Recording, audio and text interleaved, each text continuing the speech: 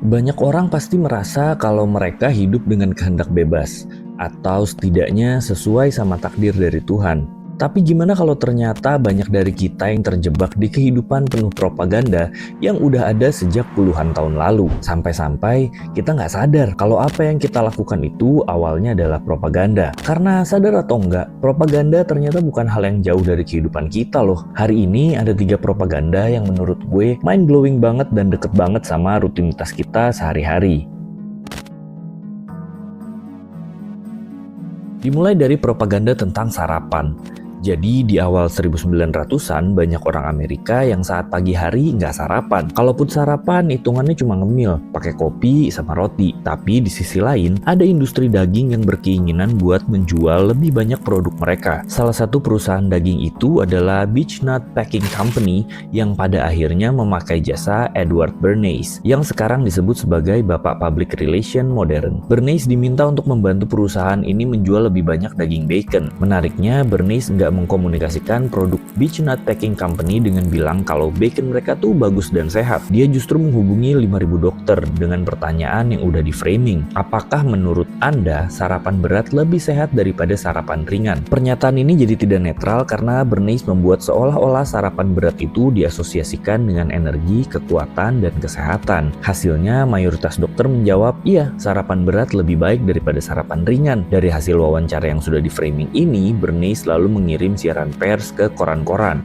yang merupakan media massa terpopuler di era itu. Koran pun memuat berita dengan headline 4.500 dokter merekomendasikan sarapan berat untuk kesehatan, dan di dalam artikelnya ada tulisan sarapan berat ideal itu termasuk bacon dan telur, yang pastinya juga sudah jadi bagian dari framing buatan Bernays. Hasilnya bacon dan telur jadi sarapan populer di Amerika, dan sampai sekarang banyak banget orang yang percaya kalau di pagi hari kita harus sarapan berat biar sehat dan berenergi seharian. Padahal sarapan berat itu bukan sebuah keharusan.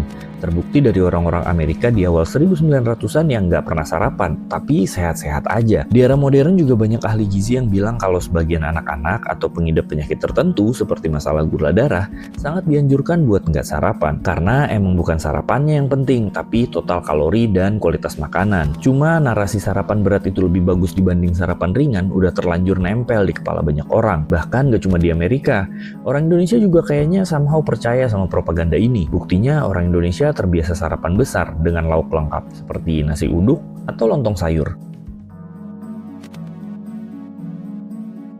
Masuk ke propaganda kedua, ada narasi tentang lemak itu jahat yang dimulai di era 1970-an. Semua bermula dari ketakutan kolektif terhadap penyakit jantung. Angka kematian akibat serangan jantung meningkat dan publik menuntut satu jawaban sederhana. Media, pemerintah, dan industri kesehatan lalu menemukan kambing hitam yang mudah dijual, yaitu lemak, terutama lemak jenuh. Penelitian yang paling sering dikutip saat itu datang dari Ansel Keys, seorang fisiolog yang terkenal lewat 7 Country Study, riset besar soal kaitan konsumsi lemak dengan angka penyakit jantung di beberapa negara. Narasi Keys saat itu adalah lemak jenuh menyebabkan kolesterol tinggi, dan kolesterol tinggi berujung pada penyakit jantung.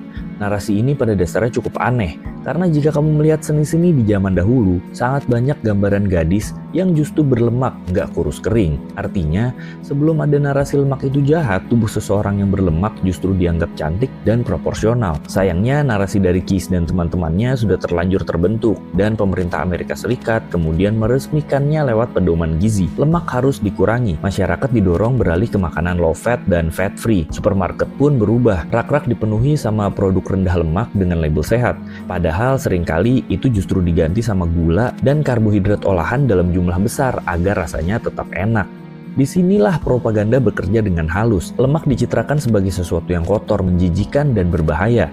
Tubuh gemuk disamakan dengan tubuh malas dan tidak disiplin. Ironisnya, ketika konsumsi lemak menurun drastis, angka obesitas dan diabetes malah melonjak. Tubuh manusia kehilangan sumber energi alami, sementara gula dan karbohidrat cepat serap mengambil alih. Namun narasi tidak segera berubah. Lemak tetap tertuduh, sementara gula lolos dari sorotan selama puluhan tahun. Baru di dekade 2000-an, konsensus ilmiah mulai bergeser. Lemak nggak lagi dipukul rata. Ada lemak baik, ada lemak buruk, tapi jejak propagandanya udah terlanjur tertanam. Dan hingga hari ini, banyak orang masih merasa bersalah saat makan makanan berlemak, meski sebenarnya tubuh mereka membutuhkan itu.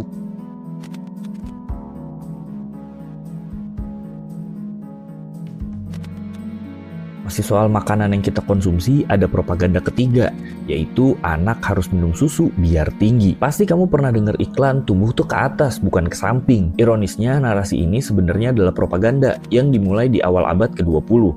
Aktor utama dari propaganda ini adalah industri susu di Amerika Serikat dan Eropa. Saat itu produksi susu sedang meningkat pesat.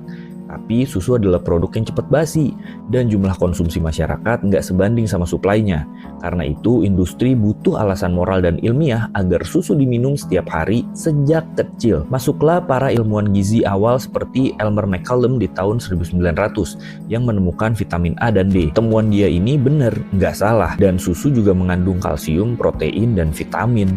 Semua nutrisi itu penting untuk pertumbuhan tulang. Orang-orang di industri pun membuat lompatan narasi, yaitu susu mengandung nutrisi yang penting. Karena itu, tanpa susu, anak nggak bisa tumbuh optimal. Padahal nutrisi yang sama bisa diperoleh dari ikan, sayur hijau, kacang-kacangan, dan sinar matahari. Soal tinggi badan, ini sangat dipengaruhi oleh genetik dan total asupan kalori, bukan satu minuman tunggal seperti susu. Tapi lagi-lagi pemerintah AS ambil peran dan menciptakan propaganda dengan meluncurkan National School Lunch Program dan School Milk Program pada 1940 sampai 1950-an. Susu dijadiin minuman wajib di sekolah dan simbol anak sehat yang tumbuh sempurna. Akhirnya minum susu nggak lagi jadi pilihan, tapi jadi norma. Anak yang nggak minum susu dianggap kurang gizi dan berisiko tumbuh pendek. Belum lagi iklan-iklan menggambarkan anak-anak yang minum susu pasti tinggi dan sehat. Atlet, model, anak pintar juga selalu digambarkan minum susu. Padahal banyak negara dengan konsumsi susu rendah memiliki rata-rata tinggi badan yang sama atau lebih tinggi. Dan intoleransi laktosa justru sangat umum terjadi di Asia serta Afrika. Tapi fakta-fakta ini kan nggak pernah masuk iklan. Dan sampai sekarang kita masih termakan sama propaganda ini.